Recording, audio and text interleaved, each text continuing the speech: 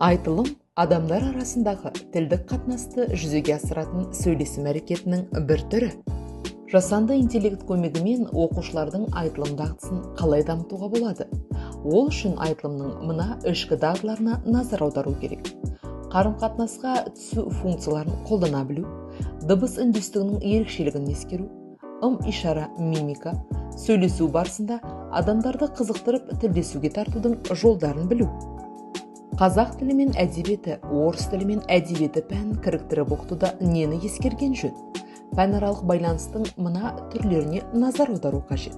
Мазмұндық байланыс, тілдік байланыс, коммуникативтік байланыс, мәдени танымдық байланыс.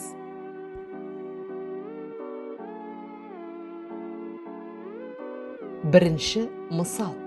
Айтылымның ішкі дағдысы, сөздерді және қарым-қатынасқа түсу функцияларын қолдана білу. Пәнаралық байланыстың түрі мазмұндық байланыс. Оқу мақсаты, тарау атауы, оқытылатын шығарма, ұсынылатын тапсырма, жидің көмегімен су және жер арасындағы диалогты құрастыр. Судың және жердің дыбысталған диалогінен арнайы эмоцияның көрініс табуын басшылыққа ал. Шығармадағы үзінділерді қатыстыруды ұмытпа. Су, сен жай ғана су емес, сен бір үлкен әлемсің. Я, мен біреу үшін әлеммін, енді біреу үшін баспанамын, ал кейбіреулер үшін сырлас доспын. Я, су, сен қашанда тылсым күшке иесің. Второй пример. Навыки говорения.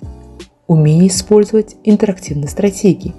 Применение способов привлечения людей и вовлечения их в диалог. Тип межпредметной связи, культурно-когнитивная связь. Цели обучения и произведения. Задание. Представь, что ты на интервью с авторами. Задавай проблемные вопросы, составь диалог. И создай видео с моделью авторов. Используй фоны, имитацию голоса и мимику. Кто такой по-настоящему талантливый специалист, мастер своего дела? Муртаза, человек, являющийся мастером своего дела, должен обладать уникальными поступками, словами и мыслями. Ученик, обоснованный ответ. Рождественский, по-настоящему талантливый специалист должен уметь одинаково ценить историю и настоящее своего народа. Үшінші мысал.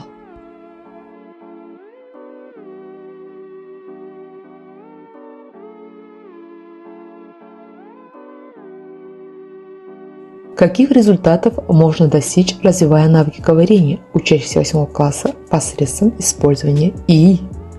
Ожидаемый результат – повысить мотивацию к говорению, дать возможность моделировать речевые ситуации, визуализировать монологи, диалоги, пересказы, развивать выразительность и технику речи, повысить интерес к изучению казахского и русского языка.